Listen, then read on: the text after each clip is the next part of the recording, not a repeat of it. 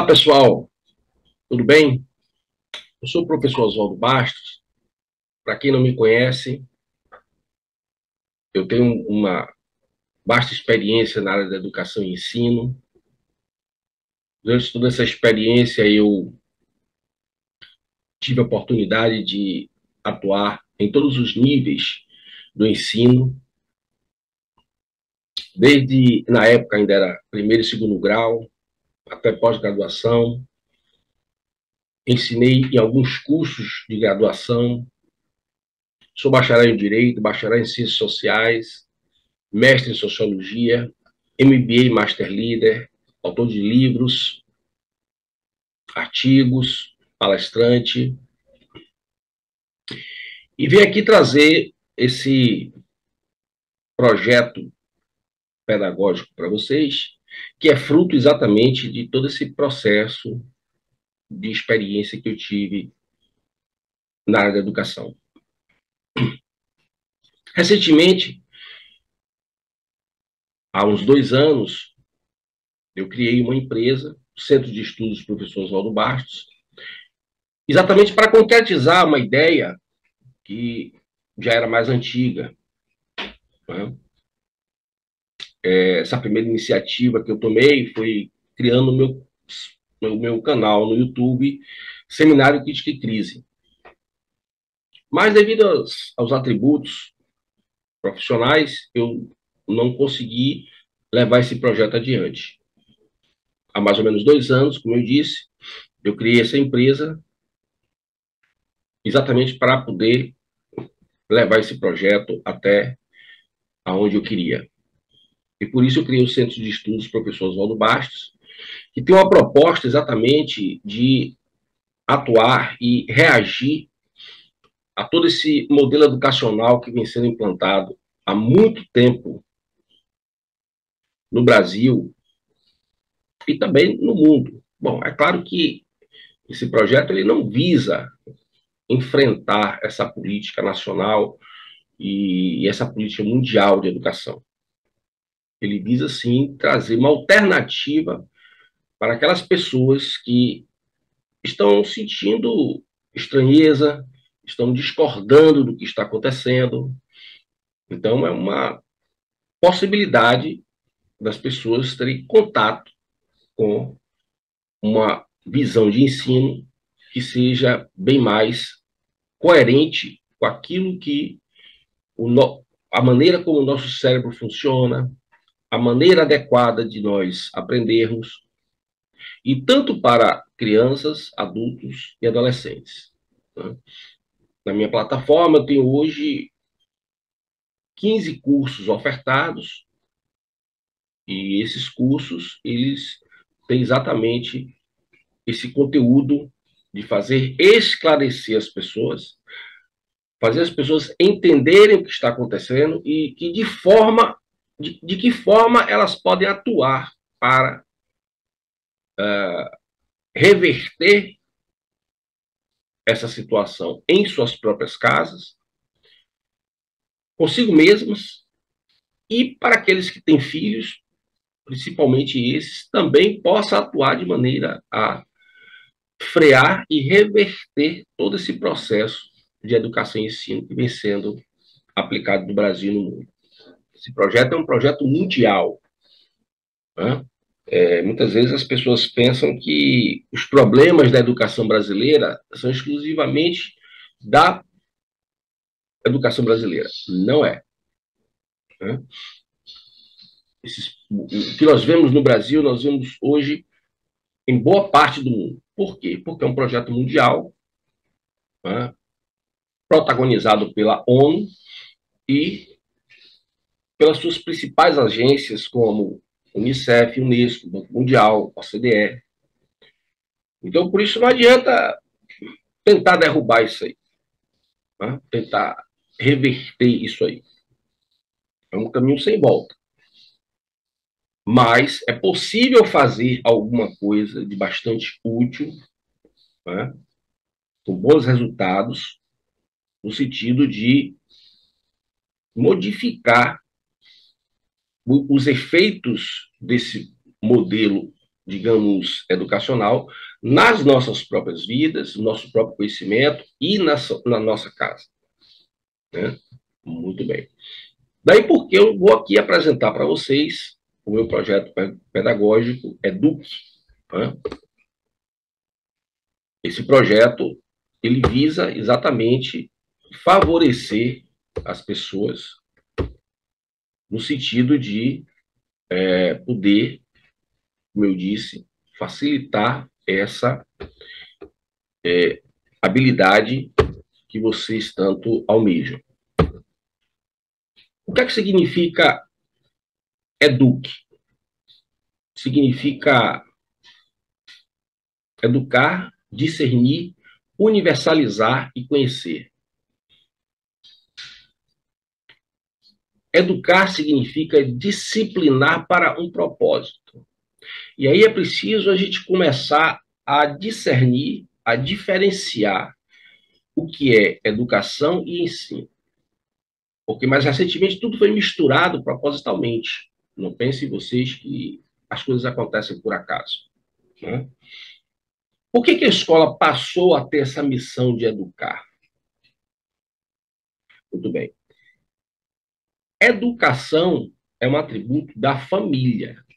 O ensinar é que é um atributo da escola. É claro que essas duas instituições, família e escola, deveriam, durante muito tempo, foram complementares, e por isso também a escola educa, complementando a educação dada pela família, e a família também ensina, complementando o ensino que é dado na escola. A escola é que ensina português, matemática, geografia, história, química, física, enfim. Mas o educar é um atributo da família. Por isso, educar significa disciplinar para um propósito. Você não pode ser um grande atleta sem disciplina.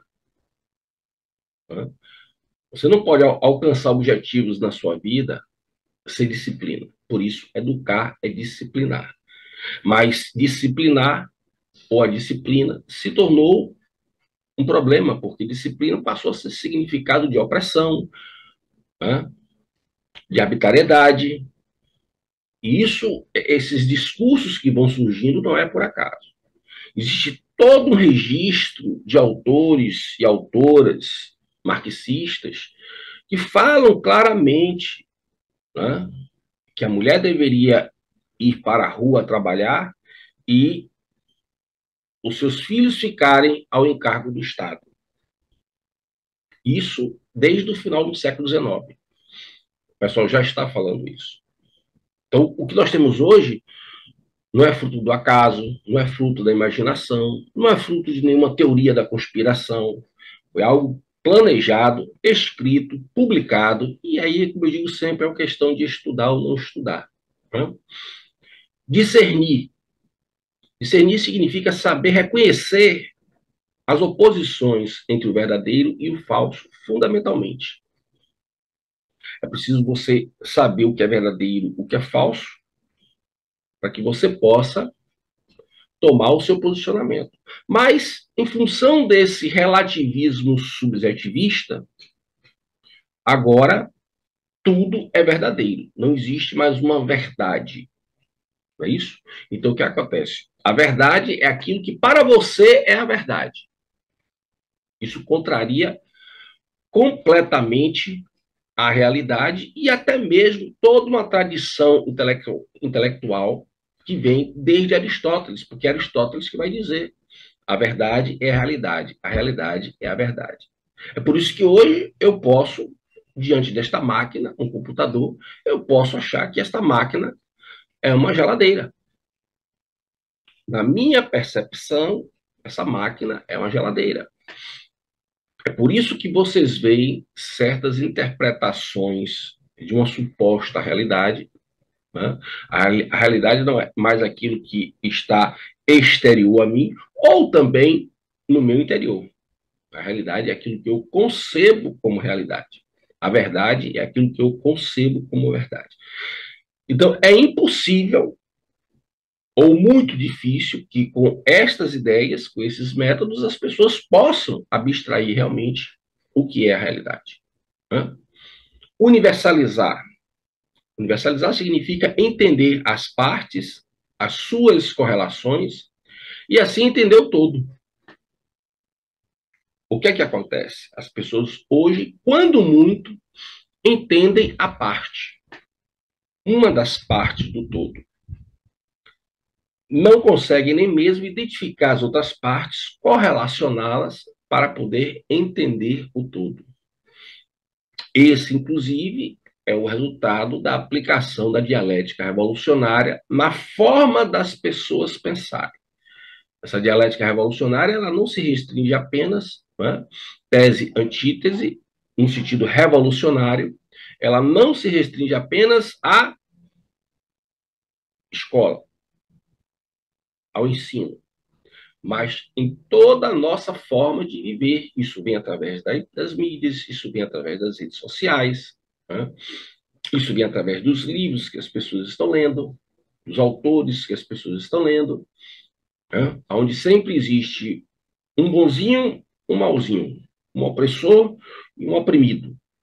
Então, as pessoas só conseguem compreender aquilo que convém a elas, aquilo que convém à sua ideologia. E não conseguem, com isso, compreender o todo, ou seja, se aproximar o mais possível da realidade, da verdade. E conhecer, por fim, significa definir e fundamentar. Quando eu conheço algo, eu posso definir algo. Né? Aí vem, né, a questão do vinho. Né? Quantas pessoas... O problema da taça do vinho. Quantas pessoas tomam um vinho e podem discernir e fundamentar se o vinho é verdadeiro ou falso? Ora, para você poder entender se um vinho, saber se um vinho é verdadeiro ou falso, é preciso você saber, ter conhecimentos para isso, e é preciso você poder definir, você defender aquela posição. Então, você terá que ter conhecimentos sobre a verdade, a realidade daquele vinho. Senão, você não vai conseguir discernir e definir se esse vinho é verdadeiro ou falso. Pegue esse exemplo, pegue este raciocínio e leve para toda a compreensão de educação e ensino. E o que está se fazendo hoje é exatamente o contrário.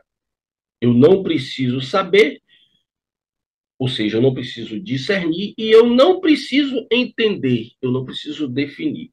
Basta que eu tome aquele vinho, gosto do sabor, do cheiro e acho que ele é verdadeiro e está valendo como verdadeiro. Né? Para a gente ver aí como a coisa está caminhando no sentido completamente oposto à forma como o nosso cérebro funciona.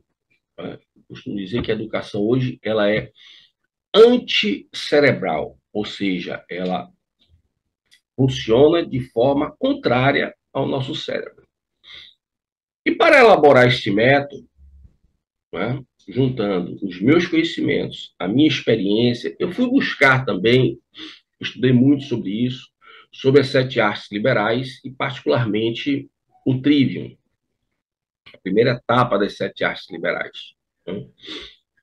Daí porque a importância de nós resgatarmos a gramática e a linguagem, porque sem a gramática e a linguagem, que são almas gêmeas, nós não temos capacidade de compreender. A linguagem é a principal forma, obviamente, de interação do ser humano com si mesmo e com o mundo. Para eu entender algo que está se passando comigo, eu preciso categorizar. Para eu entender o que está se passando com o mundo, eu preciso categorizar. E a partir daí eu vou começar a interagir comigo mesmo ou com as demais pessoas. A partir do momento que eu destruo a gramática, eu destruo a linguagem, isso afeta diretamente a minha capacidade de compreensão e de interação. Não é por acaso que nós estamos assistindo já de forma mais radical, essa destruição da gramática e essa destruição da linguagem. Essa ideia vem de longe, essa ideia vem de, pelo menos, final do século XVIII, quando o pessoal começa a elaborar, eruditos linguistas ingleses começam a elaborar a ideia de que existe uma linguagem verdadeira e uma linguagem falsa. A linguagem popular seria verdadeira e a linguagem erudita seria falsa. Daí porque hoje se confunde cultura popular com cultura. Cultura popular, ela é um tipo de cultura, ela é um nível de cultura. Mas não é por acaso que se confunde cultura popular com cultura exatamente para abolir, para fazer não conhecer a cultura erudita, que há muito tempo já vinha se apontando como uma cultura falsa. Daí porque também a necessidade da lógica e da dialética, não a dialética revolucionária. A dialética revolucionária, ela obedece os mesmos critérios da dialética criada pelos gregos, mas ela toma uma conotação completamente diferente. A dialética que está aqui no Trivium é exatamente aquela dialética herança dos gregos, particularmente na obra de Platão, em que está ali se tentando o quê? Se discernir o verdadeiro do falso e construir um raciocínio lógico a partir da constatação dessas diferenças, exatamente para que possa se chegar a uma verdade e se elaborar uma retórica, um discurso que fundamente determinada opinião. Então eu fui buscar no Trivium, né, exatamente as bases desse método que eu denomino de o método EDUC, como eu já esclareci para vocês. E como criar o seu próprio sistema de educação e ensino, que essa é uma das importantes propostas dessa live. Exatamente, é preciso ter método para, se você transformar a sua casa, você pode morar sozinho, você pode morar com outra pessoa adulta, você pode ser pai e mãe e ter filhos. A sua casa, você pode transformar a sua casa num ambiente cultural, num ambiente onde possa ocorrer de forma concreta o processo de educação e ensino. Né? Então, agora eu vou começar a dar aqui algumas dicas importantes para vocês, de forma que vocês possam transformar o ambiente doméstico de vocês. Né?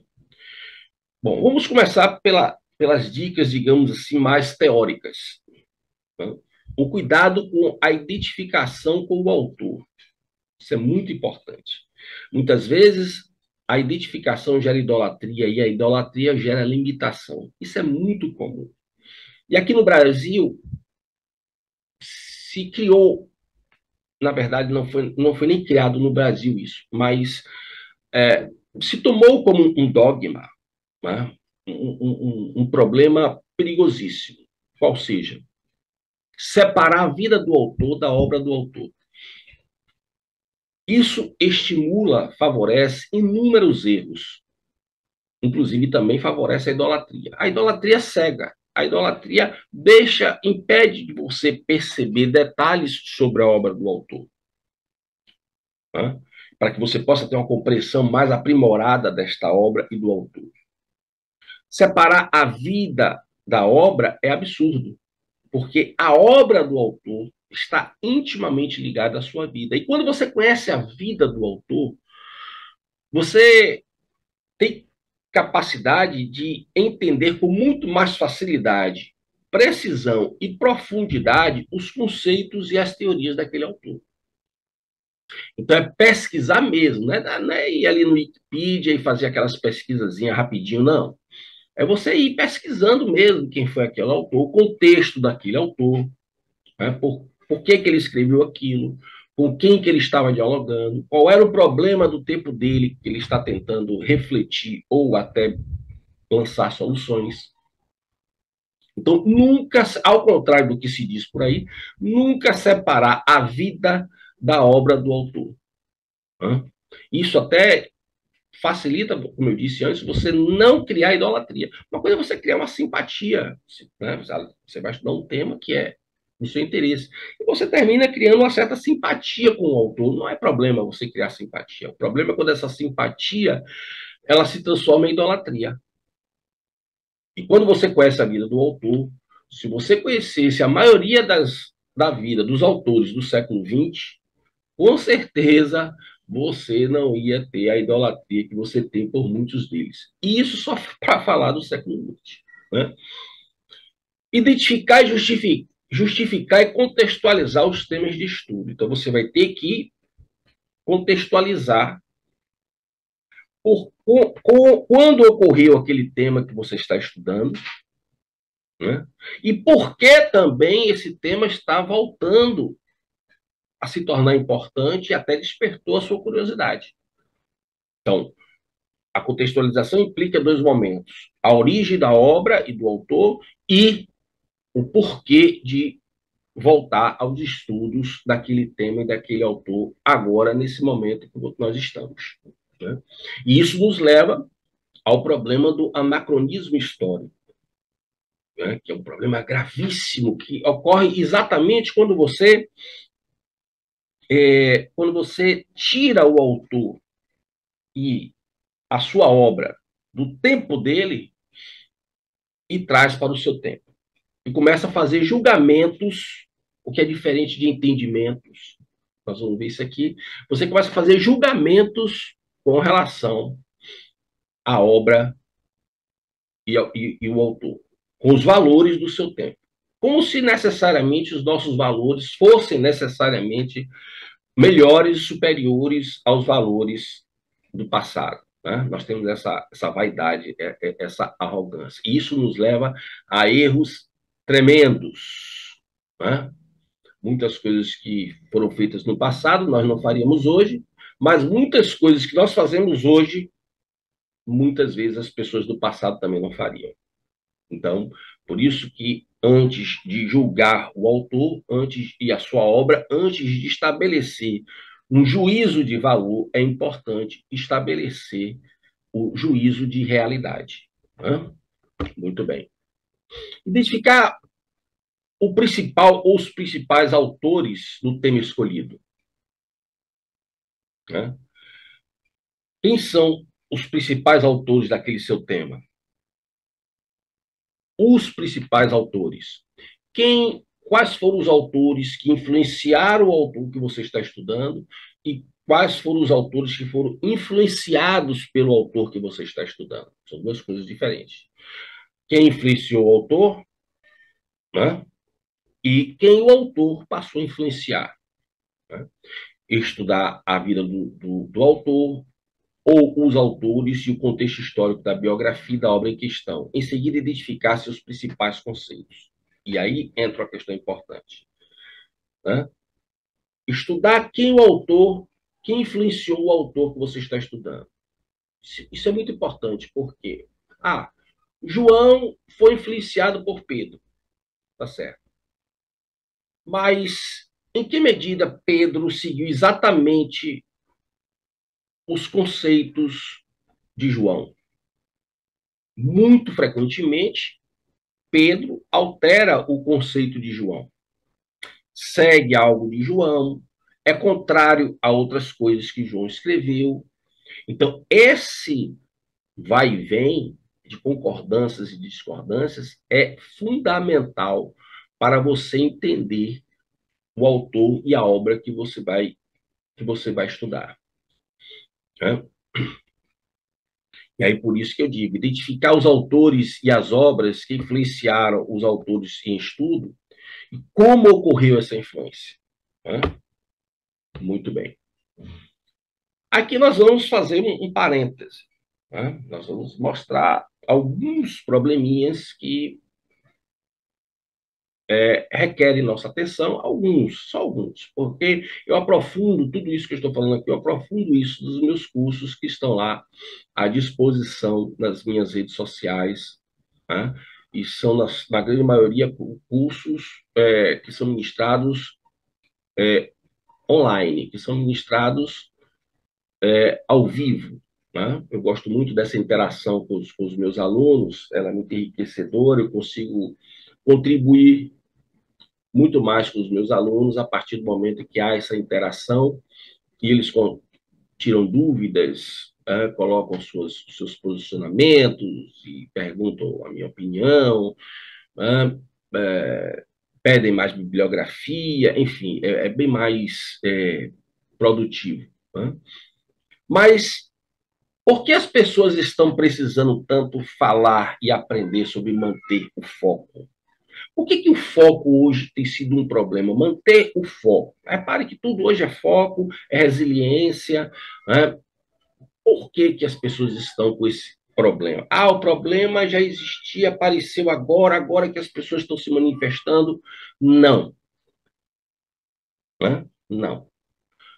O problema passa a existir, e aí eu estou afirmando, o problema passa a existir na medida em que essas novas pedagogias vão sendo aplicadas em sala de aula e também aplicadas no âmbito muito mais geral das mídias, né? Daquilo que chega até a gente de informação. As mesmas técnicas aplicadas em sala de aula são aplicadas hoje a tudo que está à nossa volta, até no marketing. Né? Então, por que as pessoas passaram a ter problema em foco? Ah, é de nascença, ah, é genético. Eu não vou discutir com nenhum médico, com nenhum neurologista, se o problema de foco pode ter algo de genético, algo de nascença. Não vou discutir isso. Mas, com certeza, né, mesmo comprovadamente, se houver algo de genético, né, este meio ambiente que nós estamos, com todas essas pedagogias, essas técnicas de engenharia social, induzem a pessoa a desenvolver esse problema de foco, de concentração, de resistência, né? Porque a concentração exige o quê? Que o seu cérebro desenvolva uma capacidade de resistência a permanecer o mais tempo possível concentrado. Né? Em que medida a educação e o ensino estão criando mentes dispersas, distraídas, sem capacidade de precisão, raciocínio lógico e compreensão da realidade? Isso é fatal. Isso é flagrante hoje no nosso modelo educacional. Né? Eu trabalho muito isso nos cursos, inclusive o meu curso Como Educar e Ensinar o Seu Filho em Casa, sem homeschooling. Por que eu enfatizo sem homeschooling? Porque a proposta que está em trâmite no Brasil sobre homeschooling, ela é pífia. Né? Como sempre, o pessoal bagunça tudo que chega aqui no Brasil. Né? Quer fazer do jeito abrasileirado e bagunça. O homeschooling, ele tem uma filosofia, não muito bem definida, mas ele tem uma filosofia. Né? O homeschooling, ele não... Alguns autores no Brasil aqui colocam o homeschooling tem raízes históricas, não sei aonde. O homeschooling, ele aparece nos Estados Unidos como uma forma de reagir exatamente à destruição da educação americana que estava até então. Por que os Estados Unidos? Porque os Estados Unidos foi o primeiro país em que foi sendo testado nas escolas esse modelo de destruição da inteligência e da cultura. Então, algumas famílias americanas começaram a reagir a isso e criaram o homeschooling. Então, homeschooling não significa apenas estudar em casa. Homeschooling significa obedecer a um modelo de educação que tenta resgatar, né, digamos assim, de forma mais genérica, a educação tradicional. No Brasil, os projetos de lei que estão em andamento, eu tenho um vídeo gravado especificamente sobre isso no meu canal Seminário Crítica e Crise, Nesses projetos está muito claro, né? Nós trocamos o meio pela finalidade. Colocamos como se o homeschooling, a finalidade do homeschooling fosse apenas você estudar em casa. Não. Estudar em casa é um meio e não a finalidade. A finalidade é resgatar o modelo tradicional, a cultura erudita, né? O ensino mais sofisticado. Por isso, a casa passaria a ser um local preservador dessa tradição, né? Como está nos projetos que estão em andamento no Congresso, o que é que acontece? O seu filho vai estudar na escola e ele passa a estudar em casa. Isso não é homeschooling. Não é simplesmente porque seu filho passaria a estudar em casa que estaria estabelecendo homeschooling. Eu até recomendo que os pais não venham a aderir a esse homeschooling que está sendo proposto no Brasil, porque vocês vão, inclusive, gastar muito dinheiro por nada. Vocês vão gastar muito dinheiro, muito mais dinheiro, do que deixar o seu filho na escola. Porque se ele vai, o que ele vai aprender em casa, ele vai aprender na escola. Está claro no projeto. O que o seu filho vai aprender em casa tem que seguir as mesmas diretrizes do BNCC, o Banco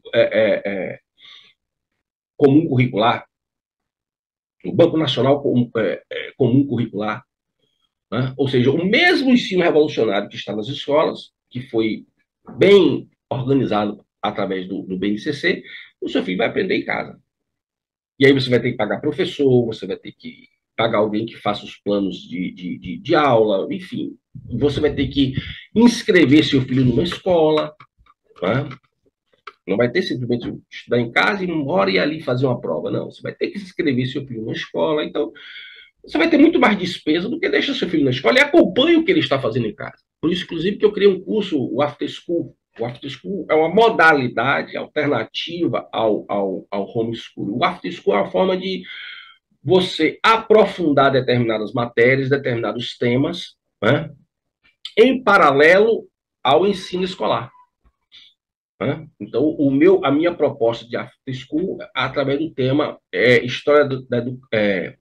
História do Brasil através da literatura brasileira, né? Onde os meus alunos vêm comigo a história do Brasil através de documentos. Quais são esses documentos? A literatura brasileira, né? Então, são duas perspectivas, né?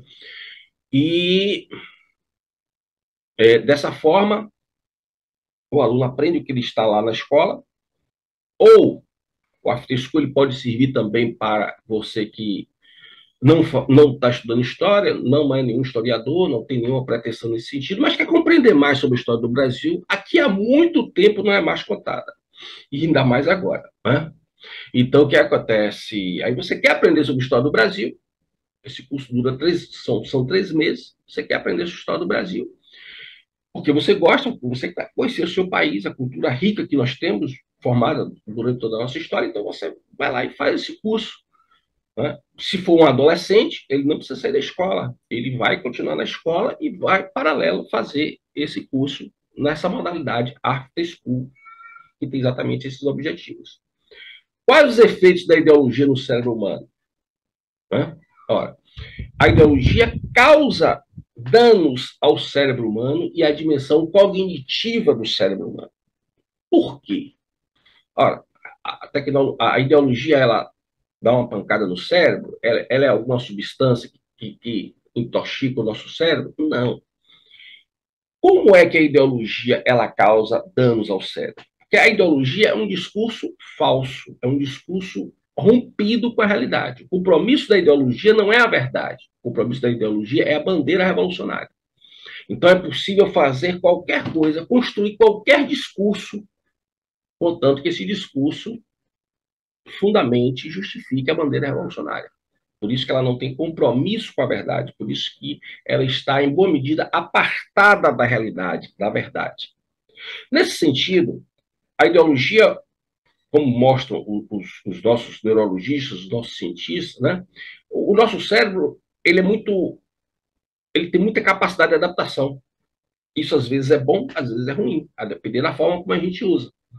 Então, o que é que acontece? O nosso cérebro ele começa a formar composições neuronais, através dessa ideologia, em que, se a princípio eu sou forçado a ver este computador como uma geladeira, Com o tempo, de tanto eu ser induzido a ver este computador como uma geladeira, vai chegar o momento em que essa composição neuronal, ela já vai fazer com que eu enxergue esse computador como uma geladeira tranquilamente. E ai de quem me contestar que esse computador é uma geladeira. Percebe? Então, o discurso apartado da verdade, o discurso apartado da realidade, com o tempo, ele causa danos cerebrais e cognitivos que podem se tornar também, a depender do tempo e da intensidade, irreversíveis ou de difícil reversão. Tá bom? Então, fique muito atento, você que é pai e mãe, e você também que ainda é jovem, que não é pai e mãe, mas você que é jovem, fique muito atento para isso, porque o seu cérebro já está nesse processo de formatação. E você que é adulto também, preste atenção nisso, porque você também já tem aí as suas sequelas cognitivas, né? Por conta de quê? Por conta de quantas coisas você já aderiu hoje e que você jamais imaginou em aderir. Quantas coisas você concorda hoje que você jamais pensou em concordar? Você é adulto, você com 40, 50 anos, né? Porque o pessoal hoje costuma apontar o dedo, né, para a juventude de hoje, dizer que é geração Paulo Freire. Não, esse fenômeno que se chama geração Paulo Freire, que está mais evidente na juventude, claro, porque ela é o alvo principal desses ataques, está nos adultos. Primeiramente, afinal de contas, quem está induzindo esses jovens ao fenômeno nocivo, emburrecedor e ignorantizador chamado geração Paulo Freire? Não são os adultos? Então você, adulto, precisa prestar atenção muito nisso. Tá certo? Prestar atenção também nos discursos sobre educação inclusiva. Né? Ah, Oswaldo, você não quer uma educação inclusiva.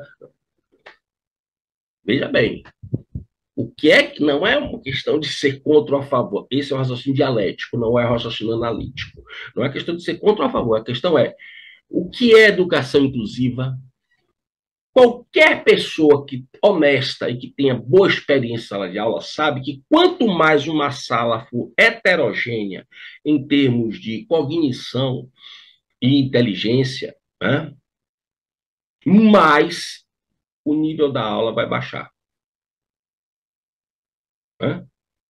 Por que que os estudos têm mostrado no mundo todo, eu tenho vídeos também no meu canal falando sobre isso, por que que os estudos têm mostrado que o nível do QI dessas novas gerações está baixando?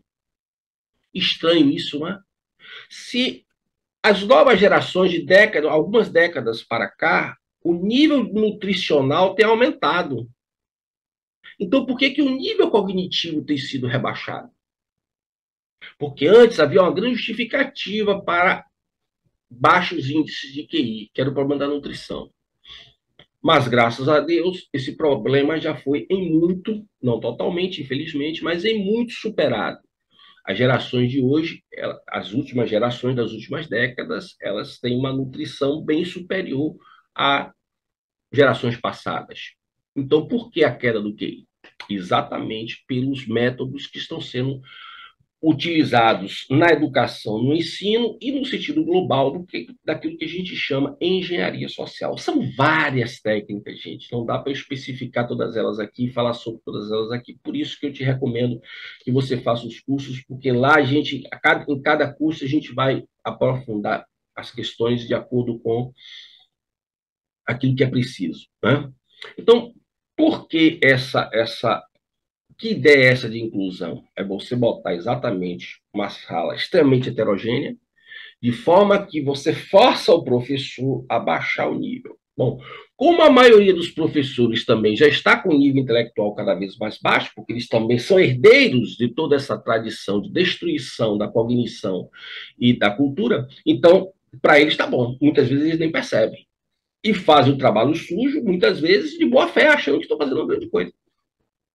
Né? E aí o ciclo vai se renovando e vai se ampliando. O maior número de cada vez maior de pessoas é atingido por todo esse processo. Né? Principalmente o problema do construtivismo. Né? Não só ele. Hoje a educação ela está muito fundamentada no behaviorismo, no socioconstrutivismo, que junta aí Piaget com Vygotsky. Né? Qual o problema disso aí? O problema é que eu digo sempre uma coisa: Piaget ele concluiu o doutorado dele em biologia na Suíça aos 22 anos de idade. Ele era um gênio, sem dúvida. Mas eu também afirmo que se Piaget tivesse estudado pelo método que ele criou, jamais ele seria um gênio. Porque essa ideia genérica, que está muito presente no construtivismo, mas não só nele, essa ideia genérica está em moda hoje. Né? A criança deve aprender de acordo com o seu tempo, a criança deve aprender. Gente, isso é uma forma de você retardar, inclusive, o desenvolvimento cerebral. Por quê? Porque o nosso cérebro, assim como todo o nosso corpo, né, precisa de estímulo. E precisa de estímulo. Imagine uma pessoa que precisa fazer uma fisioterapia. Ela quebrou a perna, ela quebrou um braço. Né? Precisa fazer uma fisioterapia. Quando ela vai fazer uma fisioterapia, o fisioterapeuta força, né, aquele membro, às vezes a pessoa até sente dor, força por quê? Porque precisa ter um estímulo para o membro voltar a ter a movimentação normal. Né? A mesma coisa do nosso cérebro. Nosso cérebro precisa ser cobrado. Nosso cérebro precisa ser estimulado para que ele possa se desenvolver. Particularmente o que nos interessa no seu aspecto cognitivo e intelectual. Cultural. Se o nosso cérebro não é estimulado a desenvolver essa dimensão cognitiva e intelectual, cultural, ele vai parando, ele vai desacelerando. Ele vai desacelerando. E isso afeta muitas outras coisas. Aí a pessoa pensa, por que eu não consigo me concentrar? Lembra que eu falei lá atrás? Por que eu não consigo fazer isso? Por que eu não consigo fazer aquilo? Por que eu não tenho... Eu sou muito disperso. Por que eu não tenho resistência a nenhum tipo de pressão? Seja na questão emocional, seja na questão do aprendizado. Por que eu não consigo ficar muito tempo aqui raciocinando para resolver esse problema matemático? Por que eu não consigo ficar muito tempo aqui tentando entender esta página aqui do autor, dessa tese que o autor está defendendo? Exatamente por conta dessas técnicas que estão sendo aplicadas há muito tempo em sala de aula e fora dela, que é o que a gente chama de engenharia social. Né? E, por fim, a gente vai ter aí a substituição da virtude e da imaginação, a imaginação saudável, porque estimulada pela virtude, nós vamos ter a troca de competências e habilidades. O que são competências, gente? São atributos que você deve desenvolver para servir ao mercado. O que são as habilidades? As habilidades são atributos que você deve desenvolver para poder se tornar um ativista revolucionário. Aí eu lhe pergunto, esse é o máximo desenvolvimento que nós, seres humanos, podemos desenvolver? Será que esse modelo educacional ele está nos levando para algo melhor, algo mais sofisticado, ou nos reduzindo a meros operários do mercado e ativistas revolucionários, condicionados por discursos revolucionários? Percebeu agora? Está dando para você entender, né? A gravidade do problema. Né? E aí nós voltamos para as dicas agora, né, de transformar sua casa, né, em um ambiente próprio de ensino, de educação e ensino. Como eu disse lá atrás, né, a educação que é própria da família e não da escola, isso foi feito de forma muito sistematizada para que a escola se apropriasse do educar, onde você entrega o seu filho para ser educado por pessoas que você não sabe nem o nome, e você acha que está fazendo uma grande coisa, papai e mamãe. Né? Então, quer dizer, e você quer que seja qual o resultado? Você não pensou ainda no perigo do discurso que está muito difundido, inclusive nas redes sociais, nas propagandas, né? Da escola preparar para a vida. Como assim? Como é que você entrega o seu filho e a sua filha para serem preparados para a vida por pessoas que você muitas vezes não conhece nem o nome? Ah, só porque botou na escola tá tudo bem, né? Botou na escola, assim, você já cumpriu o seu papel. Ah, tá certo. Uhum, sei. Por isso que a casa é um lugar de educar. E aí vamos a algumas dicas, né? Qual a importância da participação nas tarefas de casa? Qual a importância de manter a casa limpa e arrumada? Qual a importância de ter os livros e ler os livros fazendo parte da decoração da casa? Qual a importância de ler os livros com os filhos, né? Por exemplo, para os pais. Qual a importância de assistir filmes com mensagens de nobreza, virtude e heroísmo, né? Exatamente, exatamente, porque a educação é em casa. Tenha você a renda que tiver, a escolaridade que você tiver, o bairro que você mora, não importa. Dentro das suas possibilidades, você pode fazer muita coisa, como nas gerações anteriores se fazia, com muito menos recursos. Nada comparado ao que nós temos hoje, né? Então, participar das tarefas de casa. Se o seu filho não arruma a cama quando ele acorda, se ele não ajuda a lavar uma louça, se ele não é capaz nem de levar o prato da mesa para colocar na pia, né?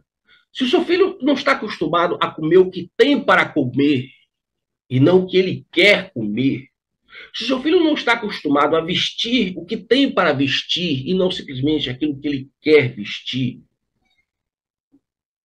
você não está educando o seu filho. Porque as tarefas de casa, saber conviver com aquilo que nós temos como possibilidade, não é se acomodar. Ao contrário, quando a gente aprende a distribuir as tarefas, você está ensinando ao seu filho e à sua filha desde cedo a ter responsabilidade. Você está mostrando ao seu filho e à sua filha que ele tem uma importância naquele grupo. Quando você diz não ao seu filho, porque ele quer algo que não é possível, que não é adequado, você está demonstrando amor pelo seu filho. Mas o não virou sinônimo de repressão. Não.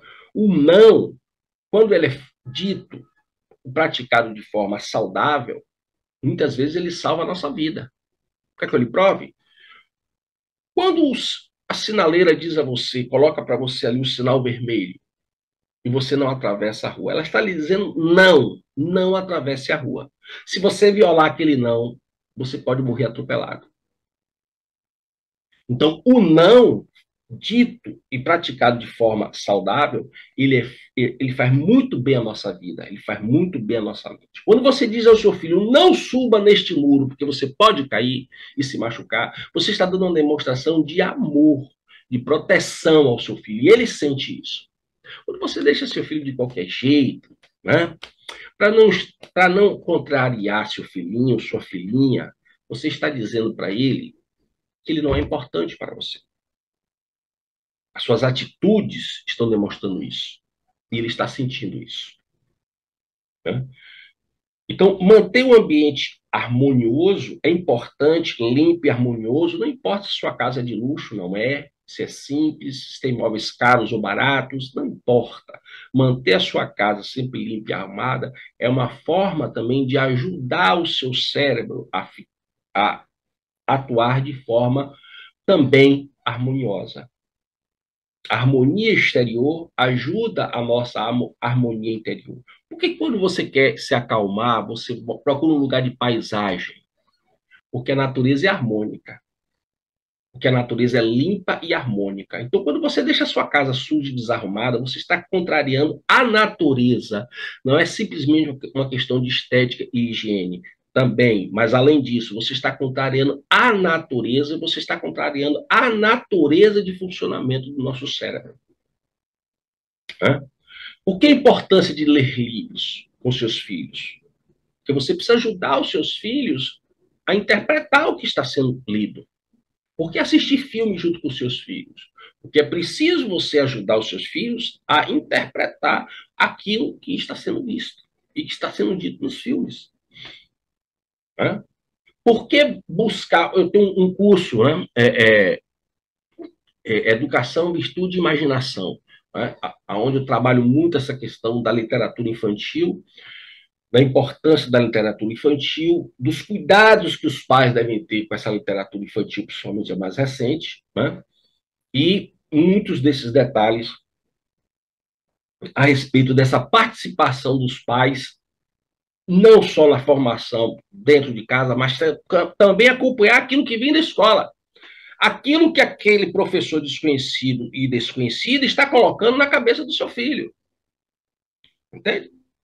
Porque lá na frente, quando a bomba estourar, e que as coisas começarem a acontecer de forma que você vai discordar, né, você não vai poder se queixar, porque você também terminou por omissão participando desse processo. Né? Então, aqui para finalizar, eu vou mostrar para vocês, né, eu vou mostrar para vocês como, bem resumidamente, porém de forma eficiente, como preparar um plano de estudos. Né? Seja para você, seja para os seus filhos, seja como for, um plano de estudo. Você tem que primeiro procurar definir o objetivo, ou os objetivos. Isso é muito importante, tem que estar claro na sua cabeça.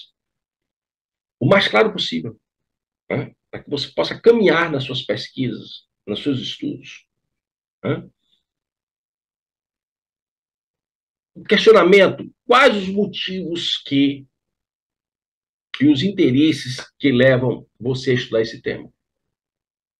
Isso também ajuda a você organizar suas ideias. Né? O roteiro de leitura. Qual a sequência de leituras que você deve estabelecer? Eu recomendo sempre a leitura de forma cronológica. Qual cronologia? A cronologia de acordo com o ano em que os livros foram publicados. Isso não quer dizer que você não possa escapar um pouquinho disso aí. Né? No aprofundamento, no avançar dos seus estudos, pode ser que isso ocorra, que você lê um livro que foi lançado depois volta para ler um livro que foi lançado antes, enfim, pode acontecer, não é nenhum problema nisso.